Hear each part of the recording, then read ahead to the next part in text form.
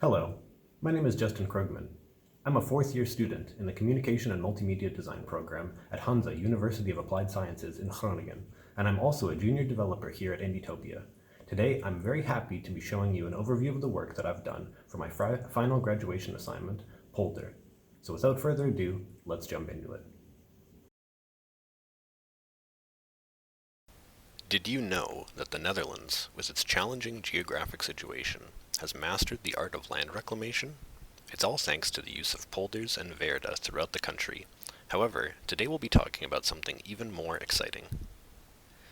Indietopia is a renowned game development company known for its commitment to fostering independent game developers with a deep understanding of the industry. The company functions as a non-profit foundation maintained on small commercial contracts and government subsidies for cultural products. As my primary client, Indietopia approached me with a fascinating challenge to help them develop a prototype for a new commercial product in partnership with a secondary client. That secondary client is the Groningen Historic Churches Foundation, a secular foundation in Groningen aimed at maintaining the cultural heritage and public ownership of historic buildings and churches in the province. This foundation is funded primarily through subsidies, private investment, and via charitable donations from members of the public. The basis for the project's design problem is that Indietopia, as a non-profit foundation, has published several games in the past, but never an original title. The company would like to pivot towards launching a commercial BV branch and use the new branch to expand the company's internal development team with new commercial projects. Meanwhile, the Groningen Historic Churches Foundation needs to generate revenue in order to support the continued operation of their currently owned historic buildings and churches, as well as to further their primary goal to continue purchasing and protecting historic buildings in the province. The foundation would like to generate this revenue from a commercial product that shares the same themes and topics of their organization, such as the history of Groningen and Dutch churches. Additionally, the foundation believes that both their organization and their churches have a dated image, and that a renewed image and interest in their properties and activities can be sustained through this commercial product. From these core problems and opportunities, Indietopia and the Groningen Historic Churches Foundation came together to decide that a virtual reality video game in the casual, real-time strategy genre themed around Dutch history and churches would be a good opportunity for a commercial product between both parties to accommodate the goals and opportunities of both clients. This product was to be aimed at a primary target audience of the portion of the Dutch population that currently engages with casual games, with specificity to those already interested in the topics of Dutch churches or the history of Dutch land reclamation using polders and verda, with a secondary target audience of overall casual gamers that are current fans of comparable, casual, commercial entertainment games. As such, my primary design challenge within the project was to design and develop a prototype of a casual, real-time strategy, godlike, entertainment game about the topics of polders, verda, Groningen churches, and churches in the north of the Netherlands, with the primary goal of the prototype to be the basis for future development of the full project to both produce commercial profits for Indietopia and the Groningen Historic Churches Foundation, as well as to improve the public image and awareness of the social benefits of the churches owned by the Groningen Historic Churches Foundation to the Dutch population that currently engage with casual games. It was crucial to address the specific requirements and constraints that came along with this endeavor.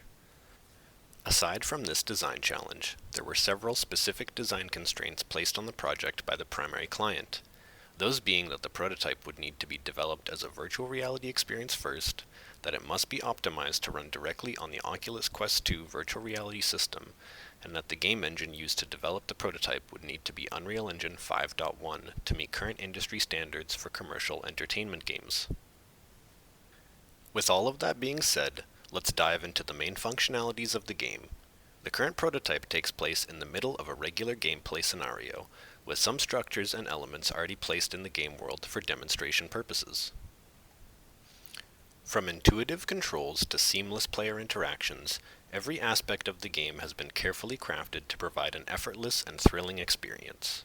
Now, let me walk you through how it all works and prepare to embark on an unforgettable adventure.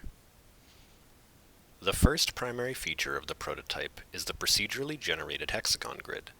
This grid is generated using multiple layers of noise that manipulate the height of each hexagon to create the impression of a natural landscape made up of simple geometric shapes. A material looks at the height of each hexagon and colors it appropriately, allowing the landscape to be dynamically colored depending on the elevation of tiles.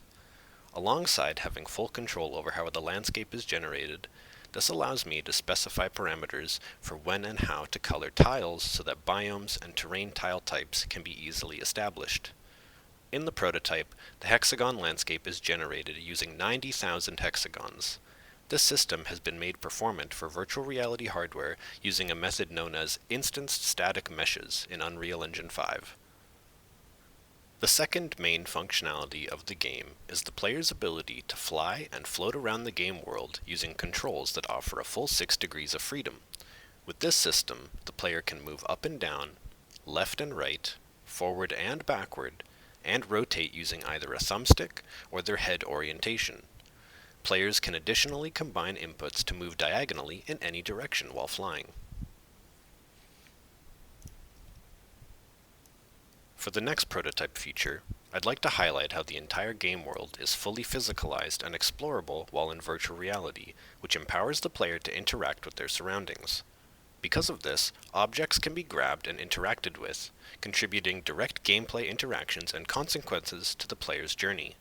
In this case, the player can use their powers as a deity to lay waste to enemy structures by ripping them out of the ground and throwing them away.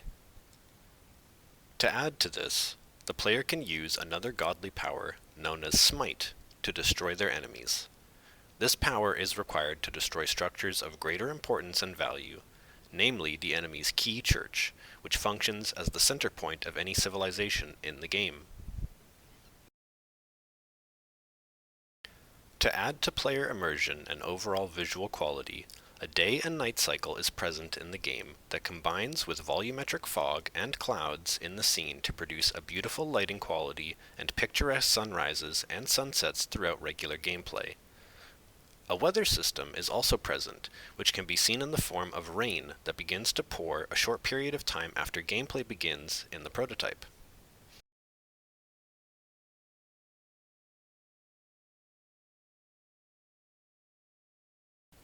As a key component of real-time strategy gameplay, the game also features the automated generation and collection of resources based on the amount of civilization buildings present in the map per faction. Each resource is needed for different aspects of gameplay and are all generated differently depending on building types and gameplay context. There is an initial value of resources distributed to the player at the beginning of gameplay to allow them to start building in the first build mode round. As an example of resource generation, the food resource is generated based on the total number of player-owned crop farms, livestock farms, and fish farms added together and multiplied by the food value of each building, which is 3. Earth resource is generated based on the number of crop and livestock farm buildings only, and is multiplied by a value of 10.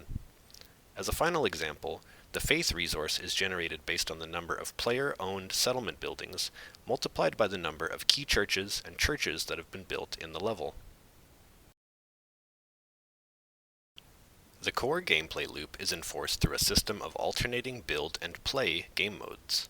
When in build mode, time is paused and the player can choose to spend resources or interact with the landscape, but is unable to use their godly powers.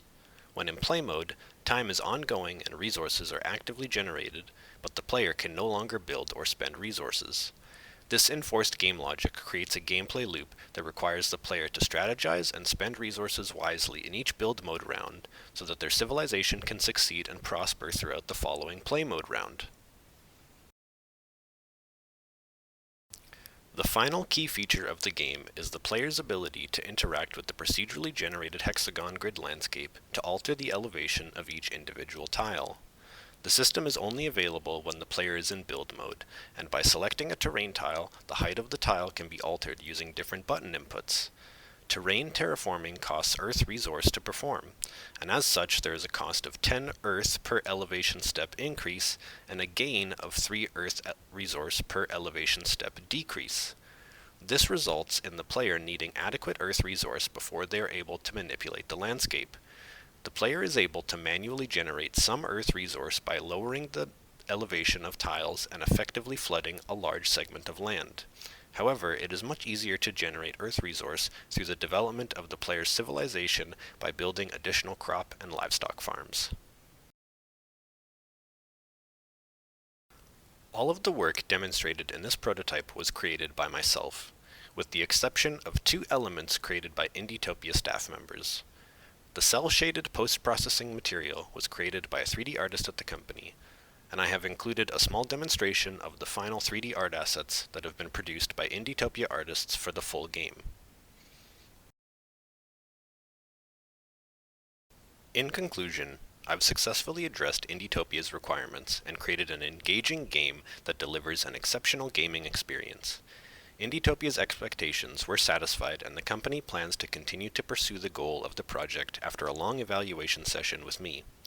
Our goal will be to continue to add functionalities, playtest the game thoroughly, and make sure that the end product is as engaging for the target audience as possible.